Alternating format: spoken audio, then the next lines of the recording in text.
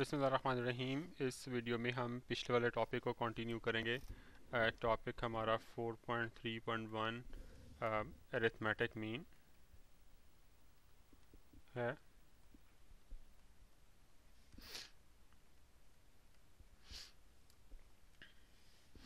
इसमें ये सफ़ा नंबर जो आज हम डिस्कस करेंगे, सफ़ा नंबर 112 112। पिछले वीडियो में हमने जो दो फार्मूले डिराइव किए थे और जो फार्मूले देखे थे वो ये थे। एक था जी अरिथमेटिक मीन का फार्मूला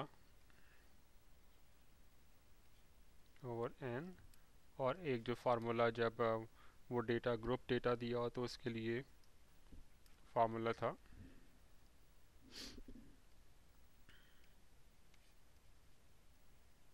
ठीक है। अच्छा, अब उन्होंने किताब में एक आसान फार्मूला दिया है और उस फार्मूले की ज़रूरत उस वक़्त ज़्यादा पेश आती है या वो फार्मूला ज़्यादा मुफीद उस वक़्त होता है कि जब हमारे f और x जो है ना वो बहुत बड़ी क्वांटिटीज़ हों। मैं मिसाल देता हूँ। हमने पिछले वीडियो में एक मिसाल की थी ना कि कुछ नंबर्स थे, उनकी दरमियानी कीमत x थी। ठीक है। यहाँ तलबा की तादाद थी और यहाँ f(x) लिया था। तो यहाँ पे जैसे 32 35 था तो यहाँ पे 32.5 उसका x था, f14 था और जब मल्टीप्लाई करके 455 आ गया था। इस तरह हम करते गए थे। ठीक है। तो फिर हमने f(x) निकाला था 4490। इस फार्मूले की अब बात हो रही है। ठीक है, जो डेटा के लिए, ग्रुप डेटा के लिए। अब इमेजिन करें कि ये जो नंबर है यहाँ तो आपने 14 को इससे ज़रब दे दी तो 455 आ गया, जो कि एक मैनेजेबल नंबर है। लेकिन फ़र्ज़ करें कि यहाँ पे 140 हो या इवन कि इससे भी बड़ा नंबर हो, तो आपके लिए यहाँ पे नंबर बहुत बड़ा हो जाएगा ना। और फिर आप उनको ऐड करेंगे नंबरों को, वो बहुत बड़े नंबर हो जाएंगे। तो उस केस में ये जो मेथड है ये थोड़ा सा ज़रा मुश्किल हो जाता है, इसमें गलती के चांसेस बढ़ जाते हैं। तो इसके लिए उन्होंने एक आसान तरीका निकाला है। हम उस आसान तरीके को देखेंगे। उस आसान तरीके तक जाने के लिए ना पहले मैं आपको एक कॉन्सेप्ट ज़रा बताना चाह रहा हूँ कि एरोस की ज़रूरत नहीं है। फ़र्ज़ करें कि कुछ नंबर्स हैं जी, 1 2 3 4 5 6 7 8 9 और ये 10। बल्कि यूँ करते हैं कि एक नंबर और ले लेते हैं ज़रा बात को आसान करने के लिए ना, और 11 तक ले जाते हैं। अब देखें, फ़र्ज़ करें कि आप इनका जो है ना वो अरिथमेटिक मीन निकालते हैं तो वो क्या होगा, 1 + 2 + 3 +4 +5 +6 +7 +8 +9 +10 +11 बाय 11। ये क्या होगा, ये गालबन 66 आता अगर मैं गलत नहीं कह रहा, बाय 11, और ये 6 जवाब आ जाएगा। तो आपका अरिथमेटिक मीन जो है ना वो ये वाला नंबर है। ठीक है, एवरेज जिसे कहते हैं। ठीक है, जो हमारा टॉपिक है। अब जो चीज़ आपको मैं समझाना चाह रहा हूँ, मैं एक चीज़ क्लियर कर दूँ, मे बी ये चीज़ प्रैक्टिकली गलत हो बात सूरतों में, लेकिन मैं आपको ना कंसेप्चुअली एक चीज़ बताना चाह रहा हूँ। आप कॉन्सेप्ट पे जोर कीजिएगा ताकि वो कॉन्सेप्ट अगला जो फार्मूला है ना उसके ज़रा समझने में आपको हेल्प करे। ठीक है, कंसेप्चुअली देखिएगा। अब फ़र्ज़ करें कि मैं ये कैलकुलेशन नहीं करता, मैं कहता हूँ जी मेरा मीन जो है ना अरिथमेटिक मीन ये नंबर है 5। ठीक है।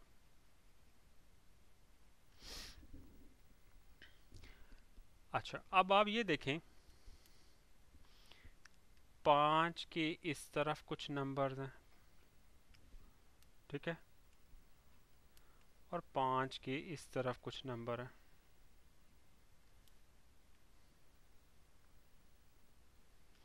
इस तरफ कितने नंबर हैं, 1 2 3 4 5 6 नंबर है ना। और इस तरफ इसके 1 2 3 4 नंबर हैं, 1 2 3 4 5 6, और इस तरफ 1 2 3 4 नंबर हैं। ठीक है जी। अब मैं क्या करने लगा हूँ कि मैं नीचे वाला ज़रा मिटा देता हूँ ताकि मुझे जो आगे थोड़ी सी जगह चाहिए तो स्पेस मिल जाए।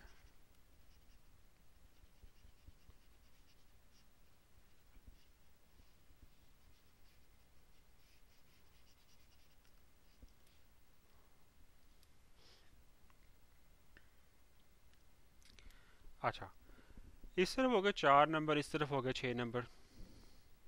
तो क्या हुआ कि फ़र्ज़ करें कि मैं तकड़ी में डालता हूँ इन्हें तराजू में, इस तरफ 4 नंबर हैं, इस तरफ 6 नंबर हैं, तो ला महला ये तकड़ी इधर से नीचे को आ जाएगी ना, ऐसे।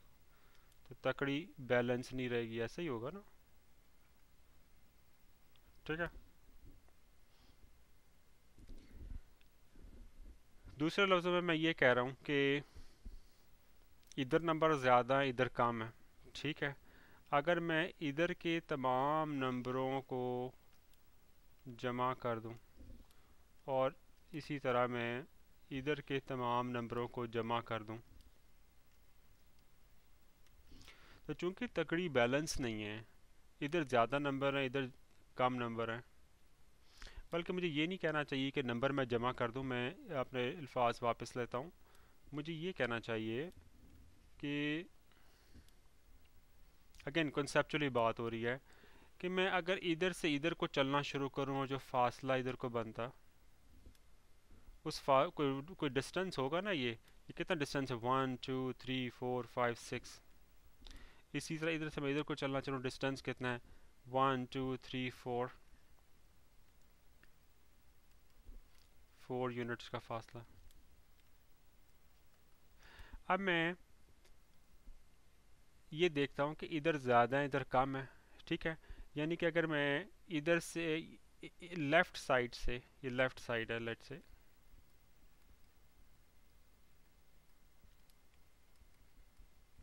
और ये राइट साइड है, बल्कि मुझे ये राइट यहाँ लिखना चाहिए। ठीक है। और लेफ़्ट है। तो अगर मैं राइट साइड से के फासला जो है उससे माइनस कर दूं लेफ़्ट साइड का फासला, तो कोई ना कोई जवाब आएगा ना इधर, एक नॉन ज़ीरो क्वांटिटी आएगी ना। और ये कितनी आएगी, एक। और ये जो आएगी अगर मैं इसको इसमें वापस डाल दूं, तो मैं जो एक्चुअल वाला मेरा मीन था या एक्चुअल वाला मेरा जो अरिथमेटिक मीन या था यहाँ और सब तक वापस आ जाऊंगा ना। ठीक है ना भाई, इधर ज़्यादा है इधर कम है, तो जितना ज़्यादा है वो मैं इसके अंदर इस पॉइंट के अंदर डालूंगा तो इसी पॉइंट पे वापस आ जाऊंगा ना। ठीक है ना। दूसरे लफ्ज़ों में ये है कि जब आप अरिथमेटिक मीन के ऊपर होते हैं, जैसे कि ये वाला, तो ये राइट साइड और ये लेफ़्ट साइड, ये फासला बराबर होता है ना इस साइड के फासले के। ठीक है ना।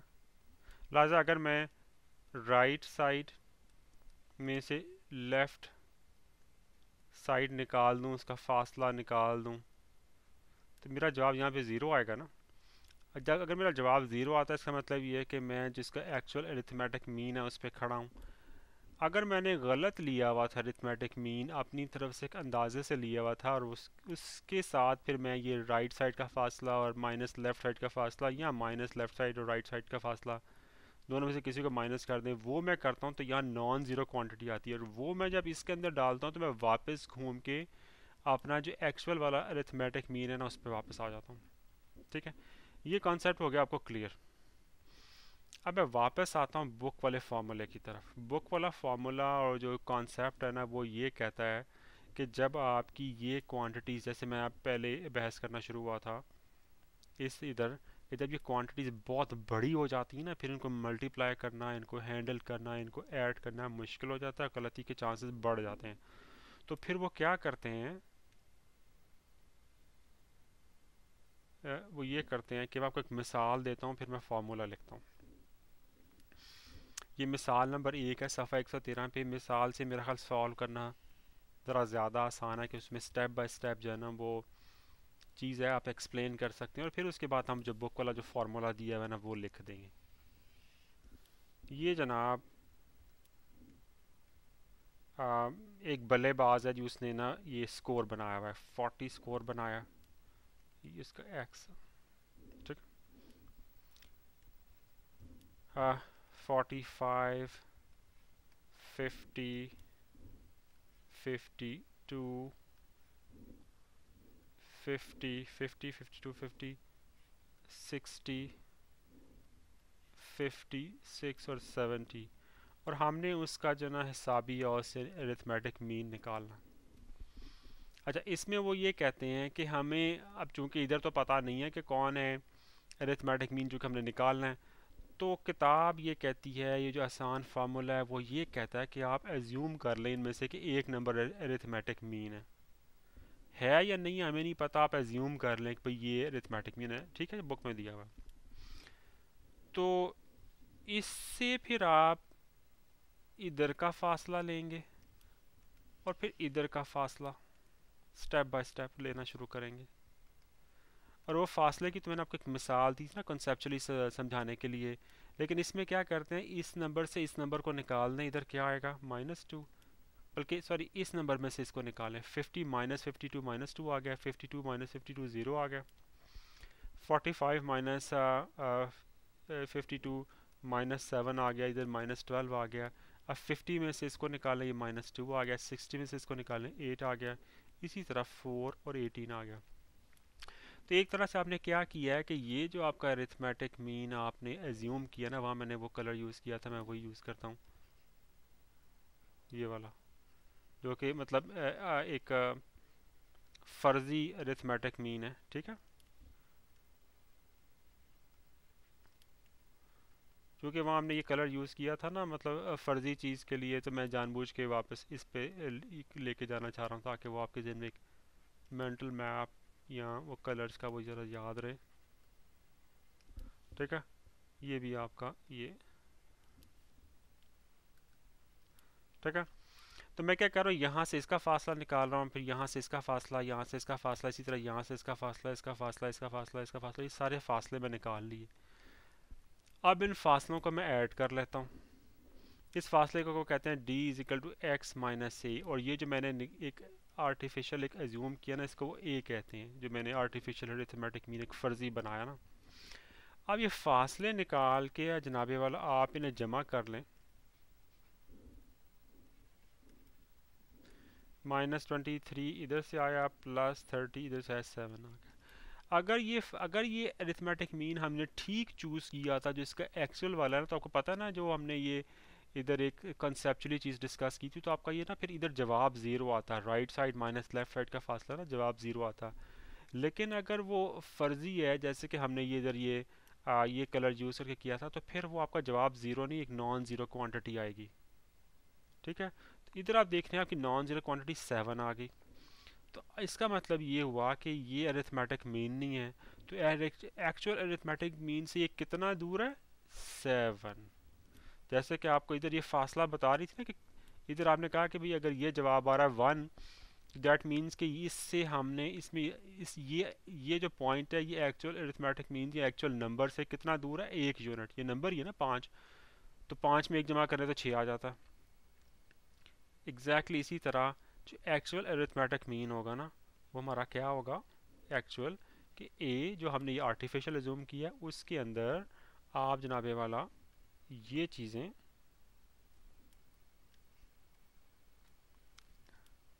कर दें ऐड। ए हमारा 52 है +7 और n हमारा 8 आता, तो ये जवाब आ जाएगा जब मैं बुक से पढ़ के बता रहा हूँ 52 + 0.875 जो कि तकरीबन 52.88 यहाँ के तकरीबन 53 रन्स आ जाता।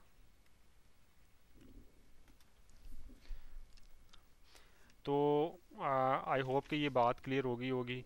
आप ये मत आप इस चीज़ से ना परेशान हो जाएगा कि यहाँ एन कहाँ से आ गया। आपको याद है ना कि वो हमने जो फार्मूले डिराइव किए हुए थे, उनमें एन तो आता ही आता है। ये देखिए नीचे एन आता, तो ये वही एन है, लिहाजा कोई ऐसी नई चीज़ नहीं है, बस वही एन है।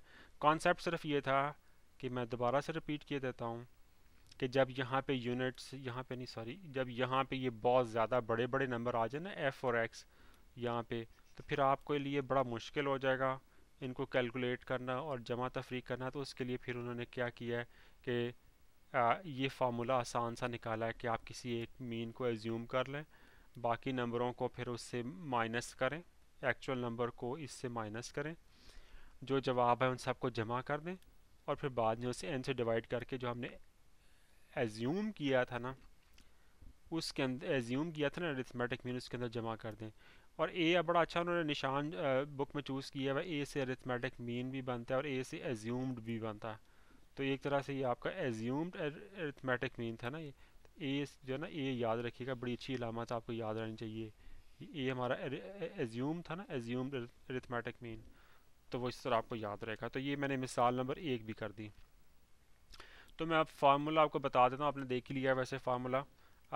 एक्स जो है वो किसके इक्वल आता है, ए प्लस डी ओवर एन। ये है अनग्रुप्ड डेटा के लिए, गैर ग्रोही डेटा के लिए। और जब ग्रोही डेटा हो तो फिर वही चीज़ लगाते हैं यहाँ पे, लेकिन वो फिर वो आपको मालूम है ना कि एफ और डी की टर्म्स में आ जाएगा। कॉन्सेप्ट इसमें भी वही है, ये ग्रुप डेटा के लिए, सॉरी ग्रोही डेटा के लिए। ठीक है, अब हमने मिसाल नंबर 1 कर ली, अब मिसाल नंबर 2 करते हैं।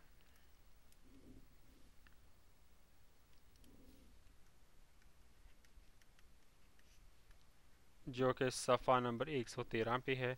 इसमें यह है कि दर्जा झैल में एक इकाई 12.5 से 10 मुख्तलिफ जो ना इन खराफात यानी कि डिस्टेंसेस वो दिए हुए हैं, यानी कि 12.5 एक क्वांटिटी है। तो इससे कुछ नंबर, अब मुझे नहीं पता कि इधर कितने हैं इधर कितने हैं, लेकिन बहरहाल कुछ नंबर हैं जी, कुछ इधर हैं, हम को कि हम नंबर मालूम कर सकते हैं, लेकिन वो इस एग्ज़ाम्पल में ज़रूरी नहीं है। 1 2 3 4 5 6 7 8 9, एक और लगा लें 10, क्योंकि इस फार्मूले में तो हमने डिस्टेंसेस लेने होते हैं ना, यहाँ से यहाँ का डिस्टेंस, फिर यहाँ से यहाँ का डिस्टेंस, फिर यहाँ से यहाँ का डिस्टेंस, ये चीज़ें हमने देखनी होती है ना कि यहाँ से यहाँ का डिस्टेंस। अब मुमकिन है 3 इधर हों 7 इधर हों, कुछ इस तरह की भी हो सकती है, लेकिन मैं बहरहाल एक आपको समझाने के लिए कह रहा हूँ। तो ये जो डिस्टेंसेस है ना, ये डीज, ये वाले डी जो हमने ये डी निकाले थे, डी इज एक्स माइनस ए, तो उन्होंने वो दिए हुए हैं। उन्होंने कहा कि d is equal to x minus a, ये जो चीज़ें हैं ना ये उन्होंने दी हुई हैं। वो क्या है, 6 -2 3.5 9 8.7 -5.5 14 11.3 -6.8 -4.2। अच्छा, अब आपने वो इसका जो है वो अरिथमेटिक मीन निकालना है, तो आपको पता ना कि उसके लिए आपको क्या चाहिए, ये चीज़ चाहिए। इसके लिए इन सब को जमा कर दें। ये जवाब उन्होंने बुक में दिया हुआ है कि ये -18.5 प्लस 52.5 इज इक्वल टू 34 आ जाता। ठीक है, अब ए हमारा उन्होंने बुक में बताया हुआ कि 12.5 है, क्योंकि इस पॉइंट से उन्होंने इनहराफ यानी कि वो डिस्टेंस बताया हुआ है ना, तो ये आ गया, तो ये 12.5 है। तो अब वो हिसाब ईओस का यानी कि अरिथमेटिक मीन का फार्मूला क्या कहता है, ए प्लस डी ओवर एन। ए क्या है 12.5, ये 34, और एन कितना है 10।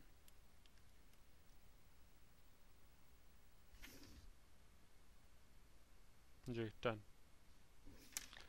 तो ये जवाब कुछ इस तरह आ जाता है जी 15.9 के करीब।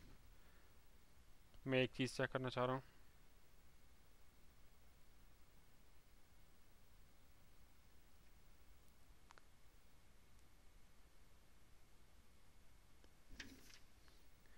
अच्छा मैं ये सोच रहा हूँ कि इसके लिए उन्होंने कहा है कि एन उन्होंने 10 लिया है। बुक में जो स्टेटमेंट उन्होंने दी हुई है वो ये दी हुई है कि कि दर्जा झैल में एक इकाई 12.5 से 10 मुख्तलिफ इनहराफात दिए गए हैं। तो अगर 12.5 उन 10 में शामिल है तो फिर यहाँ पे जो क्वांटिटी 6 माइनस 2 ये यहाँ इनमें एक ज़ीरो भी होना चाहिए, लेकिन वो उन्होंने नहीं दी हुई। तो मेरा ख़्याल है कि 11 से इसको डिवाइड करना चाहिए।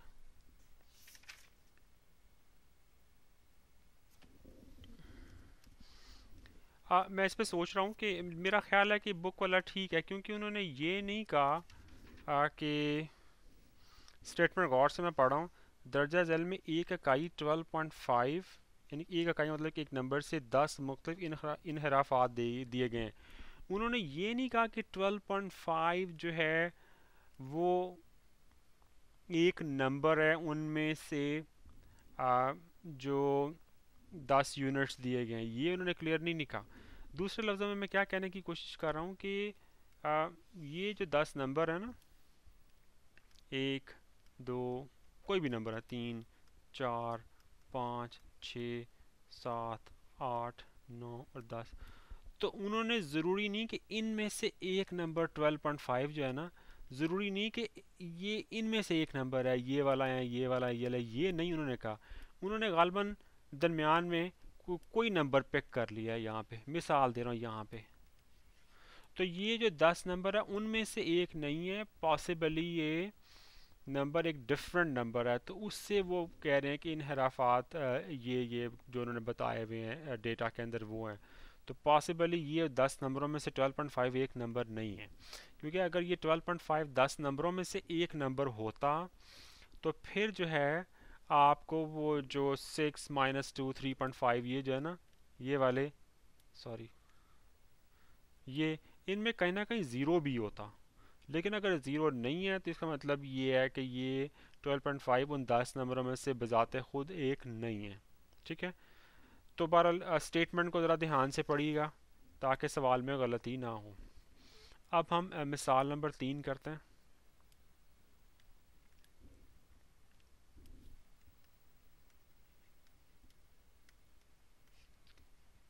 इस सफ़ा नंबर 114 पे है, उसमें उन्होंने एक टेबल बनाया हुआ जी। टेबल में कहा है कि एक स्कूल के 200 लड़कों के कदों की लंबाई इंचज़ में रिकॉर्ड की गई है। ठीक है, आपने उनका निकालना है अरिथमेटिक मीन।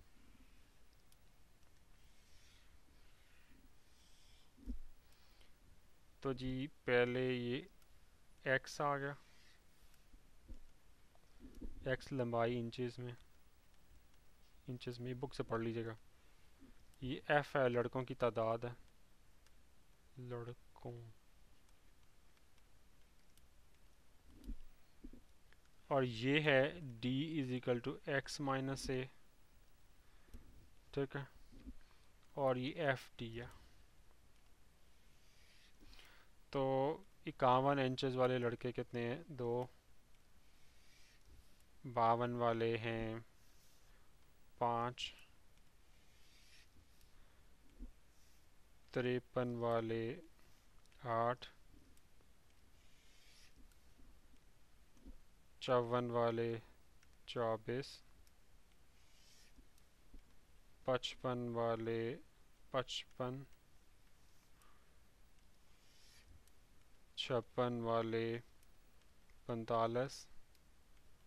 57 वाले 38।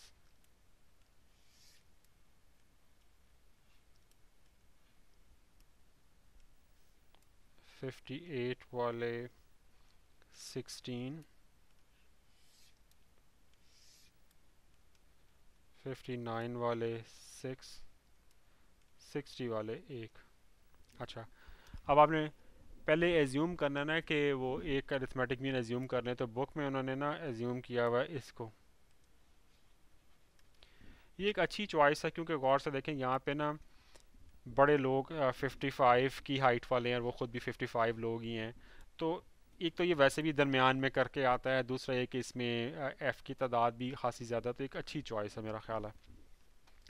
अब D is equal to x minus से 51 है और x हो गया, और a हमारा 55 है तो इधर क्या आएगा -4।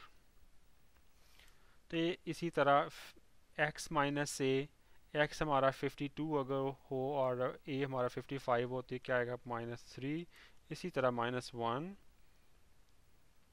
ये -2 आएगा, सॉरी -2 -1 0 1 2 3 4 और ये 5।